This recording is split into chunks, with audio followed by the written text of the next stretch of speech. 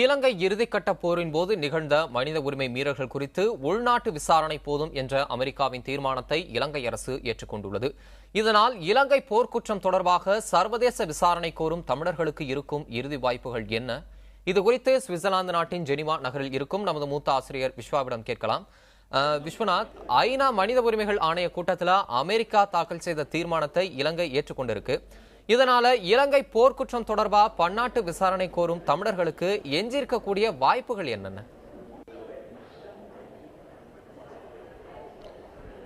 தமிழ் உங்களுடைய கேள்விக்கு பதிலளிப்பதற்காக இலங்கையினுடைய ஒரு மூத்த ஊடகவியலாளரும் இலங்கையினுடைய பத்திரிகையாளர் ஒன்றியத்துடைய முன்னாள் தலைவரும் லண்டன் ஜி தொலைக்காட்சியினுடைய தலைமை செய்தி ஆசிரியருமான இரா துரைரட்டினம் நம்மோடு இருக்கிறார். அவரிடம் பேசுவோம்.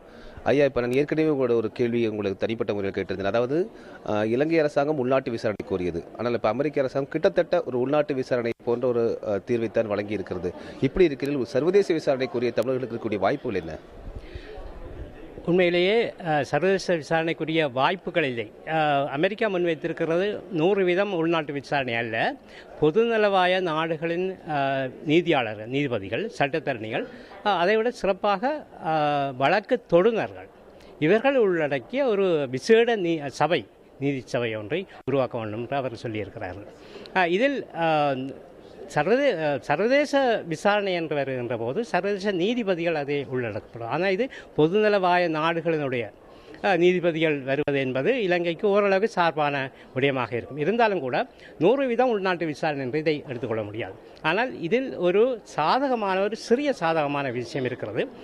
இந்த வழக்குகளை தாக்கல் செய்ய போறவர்கள் பொதுநலவாய நாடுகளின் வழக்கு தொடுநர்கள், அதாவது காமன்வெல்த் நாடுகள் என்று சொல்லக்கூடிய ஆங்கிலத்தில் காமன்வெல்த் என்று சொல்வார்கள், தமிழிலே பொதுநலவாய நாடுகளின் வழக்கு தொடுநர்கள்.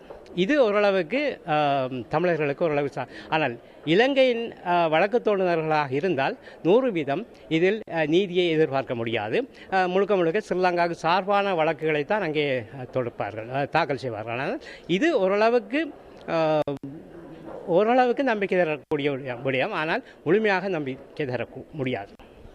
கடந்த காலங்களில் எந்த ஒரு விசாரணையுமே முழுமையாக இலங்கை அரசாங்கம் மேற்கொள்ளவில்லை என்ற குற்றச்சாட்டும் இருக்குது. குறிப்பாக நல்லிணக்க ஆணைக்குழுவினுடைய பரிந்துரைகளை கூட இலங்கை அரசாங்கம் இதுவரை நிறைவேற்றவில்லை என்ற குற்றச்சாட்டு இருக்கும் பொழுது இது எந்த அளவுக்கு இவர் நிறைவேற்றுவார்கள் என்பது நீங்கள் நினைக்கிறீர்கள்? கடந்த காலங்களில் பல விசாரணை குழுக்கள் நடைபெற்றது. 1900 இந்த சந்திரிகா அரசாங்கம் காலத்து கூட ஜனாதிபதி ஆணைக்குழு நியமிக்கப்பட்டது. அதன் பின்னர் சந்திரிகா காலத்திலே காணாமல் போனவர், வடகிழக்கிலே காணாமல் போனவர் தொடர்பாக விசாரணை குழு ஆரம்பிக்கப்பட்டது. அதுபோல் நான் நினைக்கின்றேன் இதுவரைக்கும் 8 விசாரணை ஜனாதிபதி ஆணைக்குழுக்கள். ஆனால் அந்த ஜனாதிபதி ஆணைக்குழு எதுவுமே, அந்த அறிக்கைகள் எதுவுமே வெளிப்படுத்தப்படவில்லை. அதனுடைய பரிந்துரைகள் எதுவுமே வெளிப்படுத்தப்படவில்லை. ஆகவே இந்த விசாரணை என்பது நிச்சயமாக வெளியிட வேண்டிய ஒரு நிர்பந்தம் இருக்கிறது. உதாரணமாக 32வது அமர்விலே வாய்மூலமான இதன் முன்னேற்றம் தொடர்பான வாய்மூலமான அறிக்கை ஒன்று வெளியிட வேண்டும்.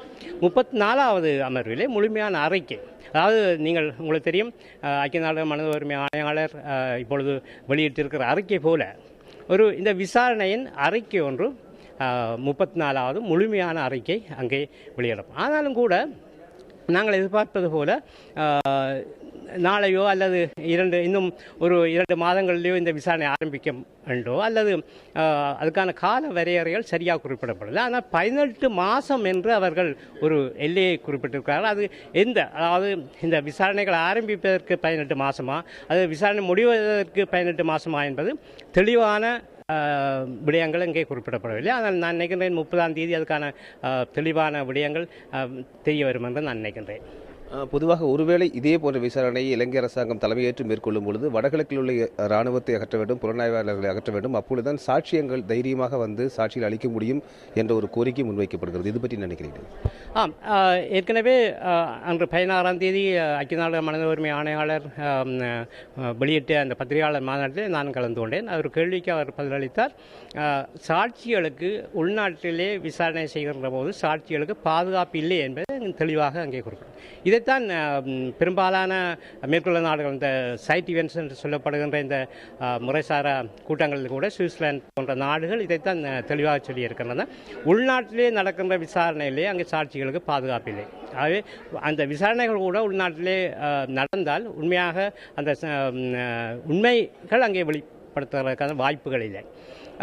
ஆகவே இது வெளிநாடு ஒன்றிலே பொதுநலவாய குறைந்த பொதுநலவாய நாடு ஒன்றிலே இதுக்கான விசாரணை ஒன்று நடக்கும் பட்சத்தில் தான் குறைந்தபட்ச நீதியாவது நாங்கள் எதிர்பார்க்க முடியும். முழுமையான இந்த விசாரணை என்பது முழுமையான விசாரணை நீதி கிடைக்கும் என்று எந்த தமிழர்களும் எதிர்பார்க்க முடியாது. அந்த உரிமை அமைப்புகளும் கூட ஹியூமன் ரைட்ஸ் வாட்ச் கூட சொல்லியிருக்கிறது இது முழுமையான தீர்வை தர முடியாது என்று. இது தவிர இன்னொரு பிரச்சனை இருக்கிறது. இந்த கால வரையறை இந்த விசாரணை ஐக்கிய நாடுகள் மனித உரிமை ஆணையாளர் அந்த விசாரணை குழு செய்தது 2002 2011 வரை.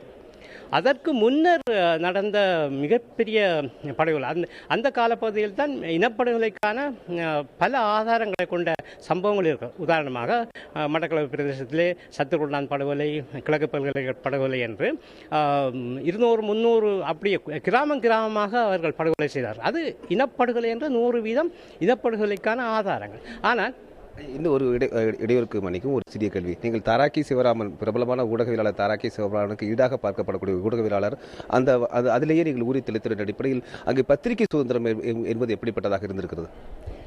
இல்லை, நிச்சயமாக பத்திரிகை சுதந்திரம் அங்கே மிக மோசமான நிலை தான் இன்றும் கூட இருக்கிறது. நான் இலங்கை தமிழ் ஊடகவியலாளர் ஒன்றியத்தின் தலைவராக இருந்தேன் 2004 வரைக்கும். நடேசன் என்னோடு ஒன்றாக பணியாற்றிய நடேசன் சுட்டுக் கொல்லப்பட்ட பின்னர் அங்கே நடந்த பல படுகொலைகளுக்கு பின்னர் நான் நாட்டை விட்டு வெளியேற வேண்டிய ஒரு சூழ்நிலை ஏற்பட்டது.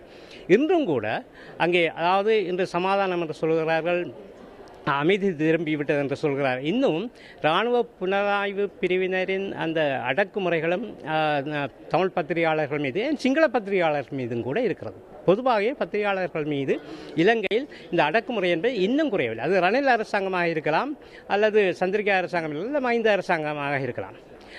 உங்களுக்கு தெரியும், இந்த நடேசன் படுகொலை செய்யப்பட்டது சந்திரிகா அரசாங்கத்தில் தான். நிமல்ராஜன் படுகொலை செய்யப்பட்டது சந்திரிகா அரசாங்கத்தில் தான்.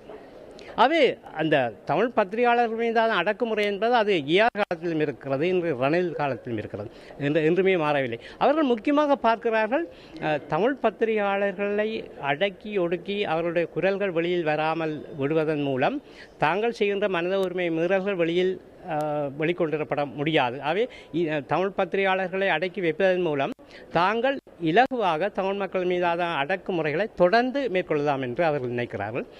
அது நடந்துதான் வருகிறது.